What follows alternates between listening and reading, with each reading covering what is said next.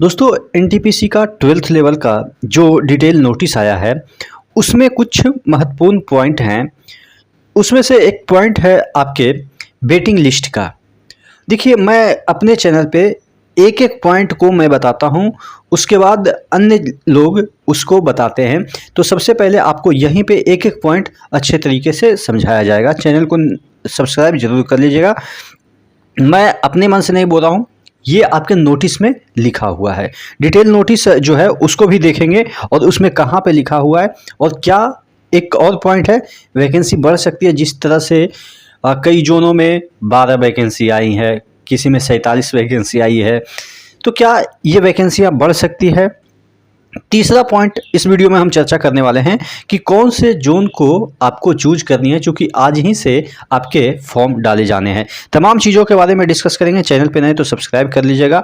और अगर आप 12th लेवल के एनटीपीसी की तैयारी कर रहे हैं तो आपके पास ये 3 बुक जो कि 3 महत्वपूर्ण सब्जेक्ट है।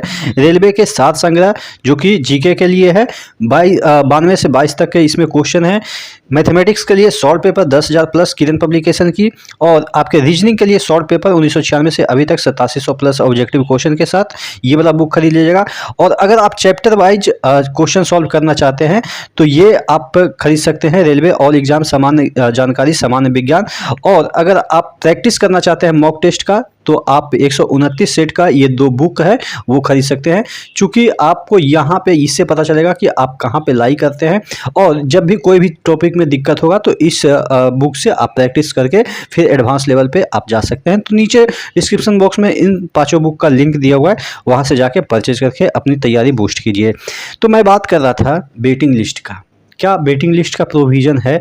तो इनडायरेक्टली रूप से वेटिंग की बात इन्होंने कही है। यानी कि देखिएगा, अगर हम नोटिस देखते हैं, यहाँ पे आपका जो डिटेल नोटिस आया है उसको पहले देखने की कोशिश करते हैं।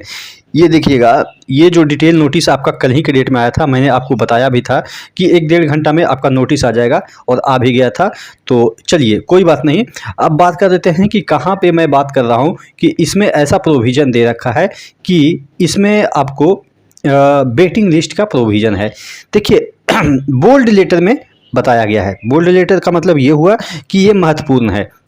देखिएगा, in case of shortfall in empanelment of candidate और अदर एग्जिस्टेंसी और other be reserve the right to utilise the candidate down the merit list if required.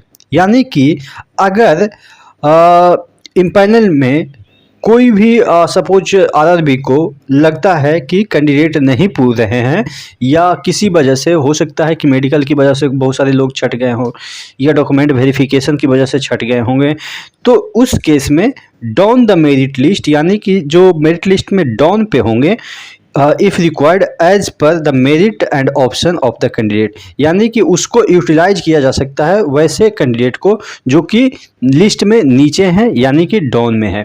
लेकिन यहाँ पे ये प्रोविज़न नहीं निकाला गया है कि हम कितना % लोगों को वेटिंग में लेंगे। पहले क्या होता था, 0.05 के तकरीबन में भी बहुत सारे लोगों को वेटिंग में रख दिया जाता था। उनका डॉक्यूमेंट वेरिफिकेशन भी उन्हीं के साथ, रेगुलर बच्चों के साथ करवा लिया जाता था और उनको वेटिंग में रख लिया जाता था, और जैसे जैसे ऊपर वैकेंसी खाली होती थी तो वो बुलाते थे।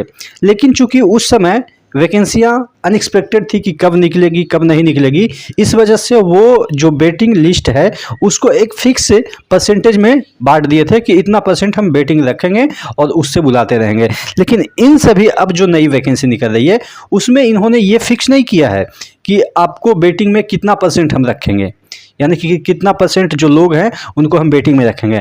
लेकिन हाँ, इतना प्रोविज़न उन्होंने रखा है अपने फ्लेक्सिबिलिटी के लिए कि अगर हमको ज़रूरत पड़ती है, ऊपर से बच्चे रिजाइन देते हैं या जो भी किसी भी वजह से आपका अगर वैकेंसी खाली होती है, तो डाउन द मेरिट आपका जो है वो नंबर आ जाएगा। तो ये सबसे बड़ा आपको यहाँ पे आपको प्रोविज़न मिल गया कि आप अगर कुछ नंबर से छूट रहे हैं तो उसका आपको फ़ायदा मिल सकता है, इन फ्यूचर आपको बुलाया जा सकता है। ठीक है, तो हाँ, वो अलग बात है कि आपका डॉक्यूमेंट वेरिफिकेशन नहीं होगा। डॉक्यूमेंट वेरिफिकेशन आपके उसी समय होगा जब आपको बुलाया जाएगा। ठीक है, जैसा पहले होता था कि आप वेटिंग में है फिर भी आपका डॉक्यूमेंट वेरिफिकेशन करवा लिया जाता था, लेकिन इस बार नहीं करवाया जाएगा। अब बात कर लेते हैं दूसरा पॉइंट जो कि है वैकेंसी बढ़ने की। देखिए, अगर हम वैकेंसी के पे नज़र डालते हैं तो यहाँ पे आप देखिएगा कि वैकेंसी ही इतना कम है कि मुझे लग रहा है कि इसको बढ़ाने की ज़रूरत है। कई कई ऐसे भी जोन हैं जहाँ पे आप देखेंगे, जैसे कि अगर हम एक जोन का ले लेते हैं जिससे कि आपको एक आइडिया लग जाएगा, गोरखपुर को ही ले लेते हैं। गोरखपुर में टोटल वैकेंसी कितनी है? 120। क्या 120 वैकेंसी में टोटल जोन की मैं बात कर रहा हूँ, कितना बड़ा फाइट होगा, बहुत बड़ा फाइट होगा। उसी तरीके से अगर और एक वैकेंसी हम ले लेते हैं तो गुवाहाटी कितना बड़ा जोन है, आप समझ सकते हैं कि 7, 8, 9 राज्य को वो कवर करता है, इवन बिहार को भी कटिहार तक वो कवर करता है। तो 9-10 राज्य मिला के आपकी वैकेंसी कितनी आ रही है? 175। और आपको पता है कि राज्य में ही कितना वैकेंसी आती है? 70,000, 75,000 एक राज्य की वैकेंसी। टीचर्स की बात करें, कांस्टेबल की बात करें, उतना आती है। और ये पूरा 10 राज्य मिला के कितना वैकेंसी दे रहे हैं? 175। तो ये तो लगता है कि काफ़ी कम वैकेंसी है। उसी तरीके से जम्मू कश्मीर की हम बात करें तो मात्र 174। और चूंकि रेलवे बहुत बड़ा नेटवर्क है तो इतना कम वैकेंसी मुझे लग रहा है कि इसको बढ़ानी चाहिए। यूनियन के पास ये मुद्दा अगर जाती है और यूनियन इस पर कुछ एक्शन लेता है तो हो सकता है कि आपकी कुछ वैकेंसी बढ़े, लेकिन इसके लिए आपको खुद प्रयास करना होगा। ऐसा नहीं है कि यूट्यूबर आपका वैकेंसी बढ़वा दे। हाँ, यूट्यूबर आपकी बातों को थोड़ा सा शोर मचवा सकता है, लेकिन काम तो आप ही को करना पड़ सकता है या यूनियन को करना पड़ेगा। ठीक है, अब बात कर लेते हैं तीसरा पॉइंट कि कौन सा जोन चुने। देखिए, अगर वैकेंसी वाइज आप जोन चूज करेंगे तो सभी लोग अपने वैकेंसी के अकॉर्डिंग ही जोन चूज करेंगे। अब चेन्नई या मुंबई कह सकते हैं ठीक ठाक है, कोलकाता ठीक ठाक है, तो यहाँ पे बच्चे का रस भी होगा। और ऐसा नहीं है कि जो मेरिटोरियस लोग हैं या टैलेंटेड लोग हैं वहाँ पे नहीं भरेंगे, अपने ही जोन में भरेंगे। जिनके पास अभी तक जॉब नहीं है वो थोड़ा सा दूर भरते ही हैं, और जिनके पास जॉब है वो अपने पास में भरेंगे। तो अब हम लोग की अगर अपने पॉइंट ऑफ व्यू से बात करें, ठीक है, अब तो हम लोग नहीं भरते हैं चूँकि हम लोग अच्छी जगह पे पहुंच गए, तो अब भरने की कोई ज़रूरत नहीं है। लेकिन अगर आपको भरना है तो आप देखिए कि आपके पास जॉब है कि नहीं है। दूर भरिएगा, थोड़ा सा उम्मीदें रहती है, 1-2 नंबर का ऊपर नीचे हो सकता है। जैसे आपके मुंबई में अच्छा खासा वैकेंसी है तो वहाँ पे भर सकते हैं।